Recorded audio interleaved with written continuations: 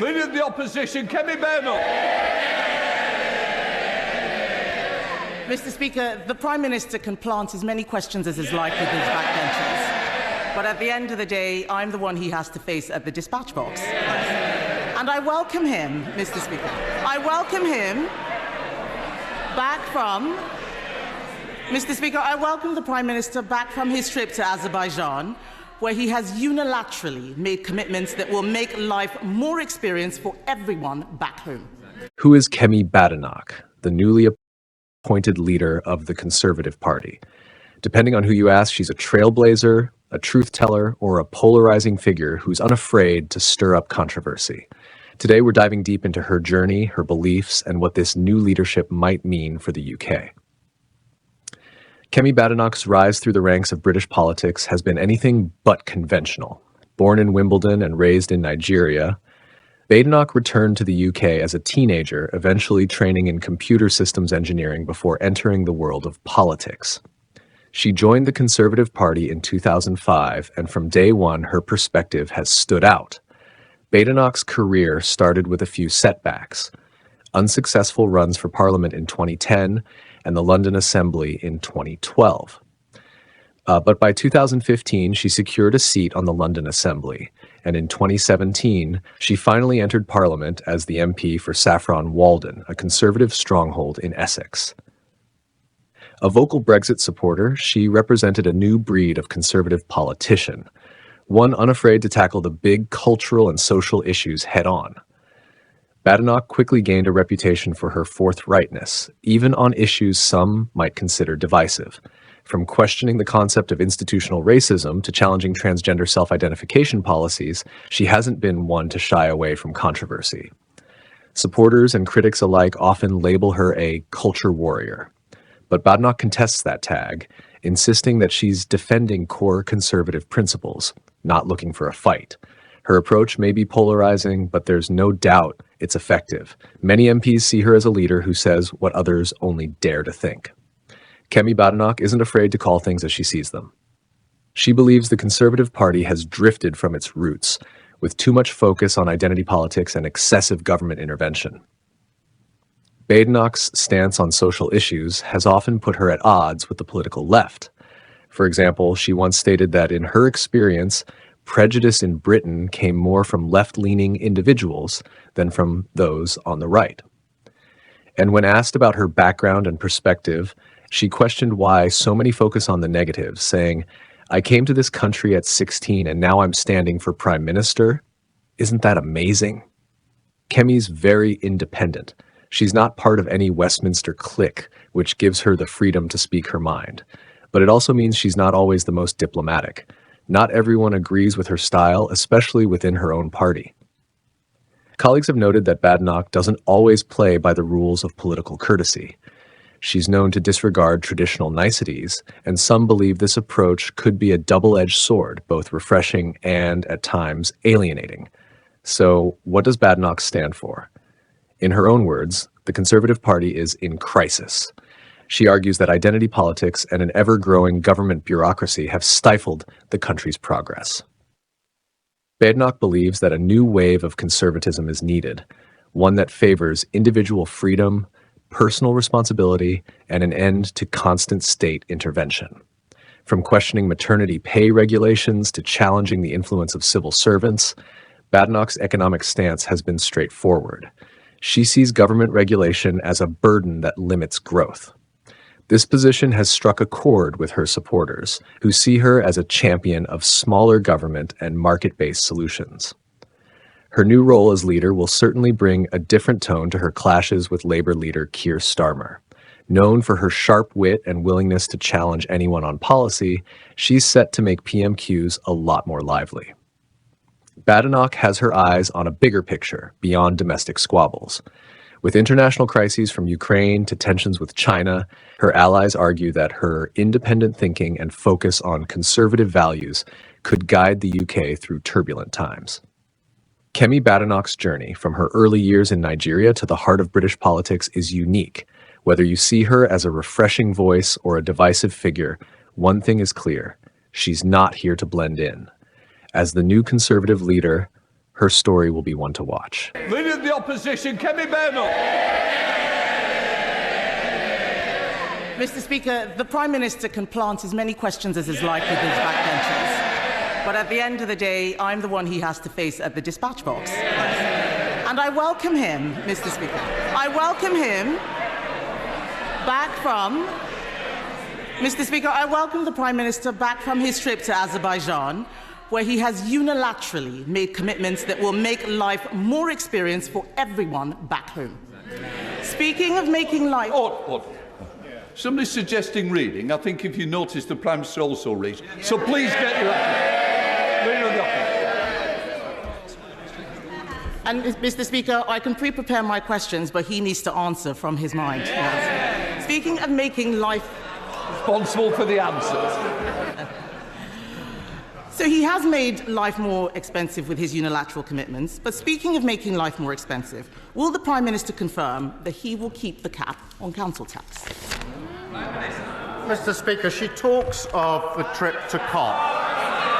I'm very proud of the fact that we're restoring leadership on climate to this country, the UK, because that will be measured in lower bills on energy independence and the jobs of the future.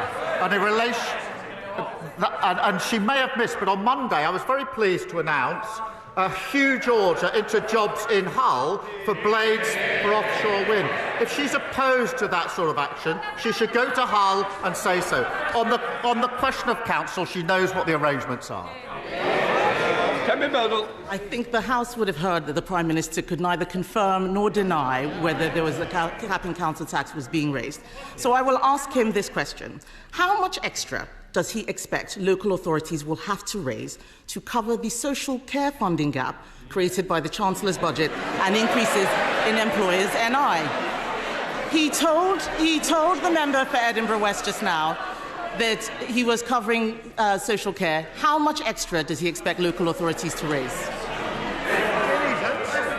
It's all very well, this knockabout, but not actually listening to what I said 3 minutes ago. It's a bit of a fundamental failure of the Leader of the Opposition. I just said £600 million. I repeat it, £600 million.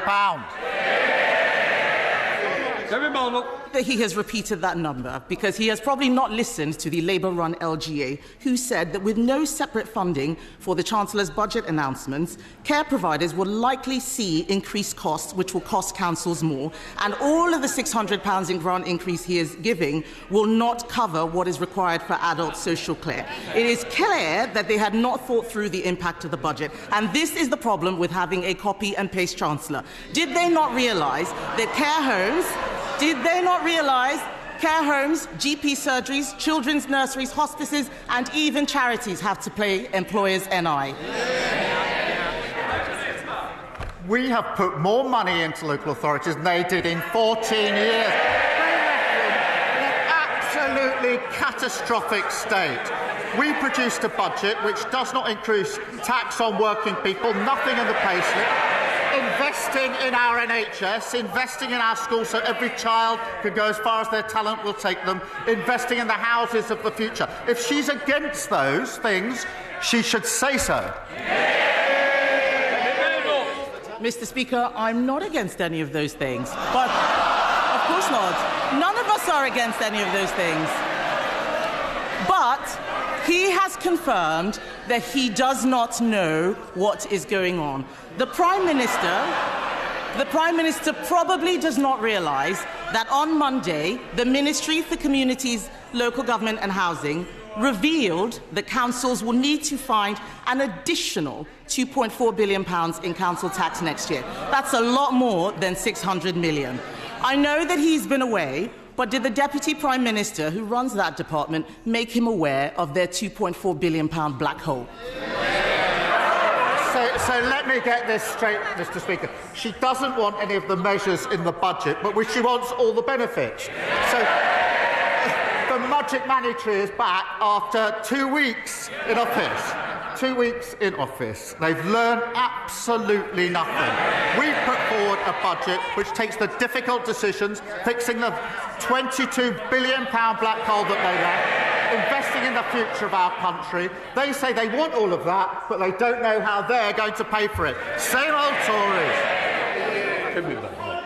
Mr. Speaker, even he has to admit that they fiddled the fiscal rules. The OBR has actually said that they don't recognise where the additional growth is going to come from. The fact is, Mr. Speaker, the rise in employers' national insurance is going to be a disaster for small businesses around the country. Mr. Speaker, let me tell you about Kelly. For over 20 years, Kelly has run an after-school club business supporting 500 children and families in her borough. In 2024, her national insurance cost was about £10,000. In April, this will rise to £26,000. That is a 150% increase in costs from the budget alone. What is the Prime Minister's message to Kelly and the 500 families her small business supports if it goes under? I would say this to Kelly. We inherited a very badly damaged economy. We inherited a £22 billion black hole, and we were not prepared to continue with the fiction. We stabilised... Oh, Ms Lopez, I'm sure I couldn't expect better from you as a PPS as well, Prime Minister. I would say to Kelly, we are fixing the mess that we were left. We're investing in the future of our country. I would also say to her that the Leader of the Opposition, week 2, wants all the benefits from the budget, but has no way of saying how she's going to pay for it. Same old mistake over and over again. Kemi Badenoch. Mr. Speaker, he has nothing to offer except platitudes. And the fact is that they do not know what they're doing. Their ideological budget was designed to milk the private sector and hope nobody would notice. Now his cabinet ministers are all queuing up for public sector bailouts to his tax mess. If he is going to bail out the public sector, then can he tell us this? Does he think it is appropriate, as the Ministry for Housing has done, to approve a 4-day week for councils that is not flexible working, but is actually part-time work for full-time pay? Questions based on what we're actually doing are usually better than fantasy questions made up. Mr. Speaker, what did they deliver in 14 years? Low growth, stagnant economy, a disastrous mini-budget, a £22 billion pack hole. And now she wants to give me advice on running the economy. I don't want to be rude, but no, thank you very much. This is Kemi in action. So guys, this is why we keep saying Nigeria is made up of amazing people. You can see how bright, intelligent, fearless, she is ready to face anybody. I just love, the personality of this Kemi, no matter what people are saying. This is what Nigerians are known for. Fearless people who can face any kind of Goliath you think you are. And that is what this lady is doing. I just hope that she will be given the privilege to become the next Prime Minister of Britain. So guys, I'm just so happy looking at this lady, watching her videos, trying to understand her personality. I've just got to know that, she's somebody who stands for what is right. I mean, doing the right thing. She hates corruption. She hates injustice. She hates, as in, everything happening in Nigeria today is what she stands against. I mean, in terms of what our political class is doing, she stands against them. The level of corruption in Nigeria, how the life of people doesn't matter in Nigeria. She stands against all those, and I'm so happy that she's bringing a lot to the table. Looking at her, watching her, in the midst of all these parliamentarians, including the Prime Minister of UK. Honestly, looking at her in the midst of these people just make me feel so proud being a Nigerian. I'm just so happy, and I'm just so grateful to God that we have such a representative. At least people will not only say Nigeria is known for bad things and all those, but when you see people like this, you know that Nigeria is an amazing country. So guys, let me know what you guys think in the comment section below. Please don't forget to subscribe to the channel, turn on the notification bell. Please give this video a like so that YouTube can recommend it to others, and drop your thoughts in the comment section below. Catch you in my next video. Bye.